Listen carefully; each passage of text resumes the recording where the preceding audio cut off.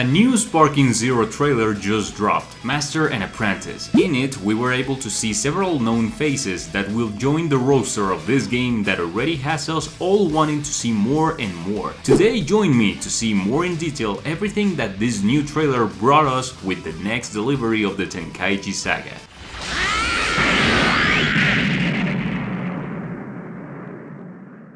I must say that I'm not the only one who was expecting to see something more in the trailer. In the end, they showed us what we expected, but we are left with a feeling of wanting to see more. The trailer focuses on the teacher-student relationship of many of the characters who made up the arcs of the series, starting with Piccolo and Gohan, one of the earliest links forged in the series. In this, we can see their moveset, which continues to keep the colorful and dazzling graphic style of previous trailers, and also the fidelity with the special movements that we saw hundreds of times in the combats of Budokai Tenkaichi 3. Like, for example, here with what appears to be the attack from Piccolo Rush, holding Gohan by the arm and then sending him flying before incinerating him with his energy discharge from his mouth. This retains practically the same choreography as the Rush attack in Tenkaichi 3. It's more than evident, broke directly from the series' confrontation with the Cybermen. Just after Krillin eliminated them all, Piccolo finished the last one in this same way.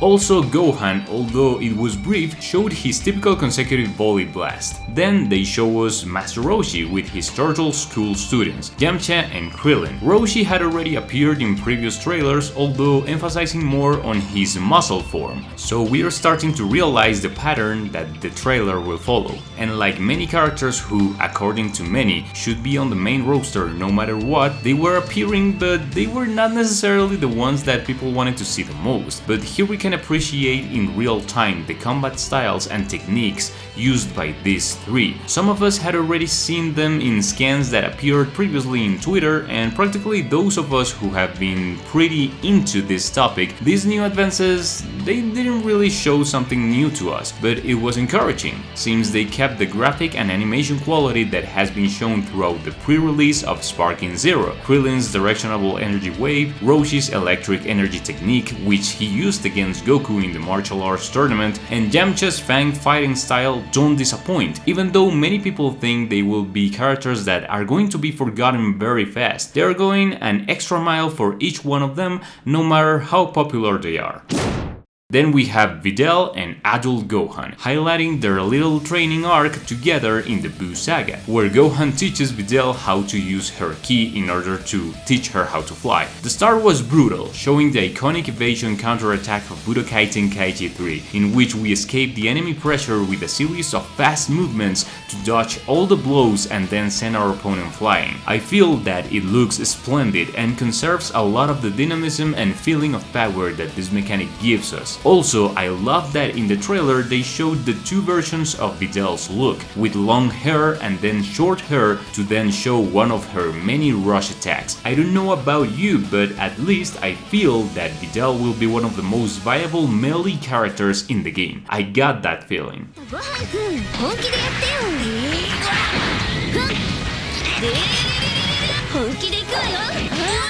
Now we go on to the heavy. Whis and Beerus, showing an exchange of energy blast in which Whis seems to not even blink with the attacks of the God of Destruction. I must say that Beerus' design suits the character very well. On the contrary, Whis may not convince me very much for now. In addition to the fact that practically nothing of his moveset was seen, I could only appreciate how he could repel all of Beerus' attacks without moving a finger, and I think that for now the developers prefer to keep that mystery factor in Whis, since it's much stronger than even the God of Destruction of the Universe 7, even though that on many occasions we have already seen examples of this Whis moveset like in Xenoverse 2. But well, in the end, with this sequence of Whis eating one of the Bulma's snacks, we go on to what for me was the strongest point of the video, Future Trunks and Gohan with a single arm. It's incredible how much the fans wanted to see this, and that this Gohan's moveset is structured to have only one arm is great.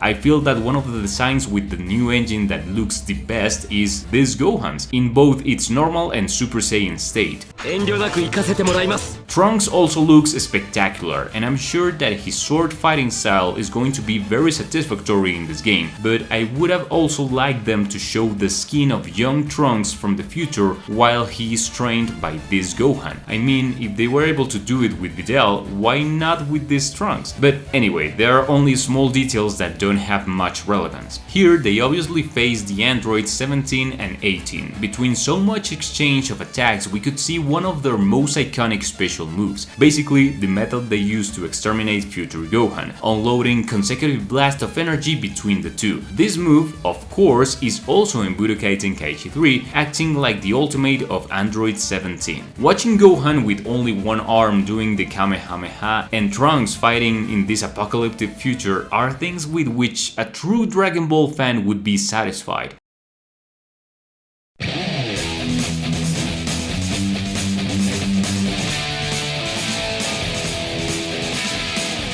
However, no matter how well polished everything related to the trailer was, again, we didn't have a release date and it finished without any other type of information. I suppose that's what you should be expecting from a character trailer, but they had always surprised us with some more details, so I was wanting to see more. The roster of characters is continued to be filled with each fighter announced at the end of the trailer, but everything indicates that GT fans are a little worried by now. We have two options. Maybe at Bandai they are keeping one of these revelation trailers to show everything related to GT, Super Saiyan 4 Goku and Vegeta, Baby, the Dragons and others, or what everyone is afraid of, that the GT content will be released as DLC. We don't want that, but it's a possibility. And for now, there are no solid signs that this content will be in the main structure of the game from day one. Also, I would like to see something related to the story mode for the next time. I feel that it's something of a lot of interest for the players. Finally, this trailer arrived earlier than I expected, and if we continue at this pace, all the characters will be announced in a few months. As I see it, the game may be coming out in early 2025, but hopefully we can officially confirm it soon.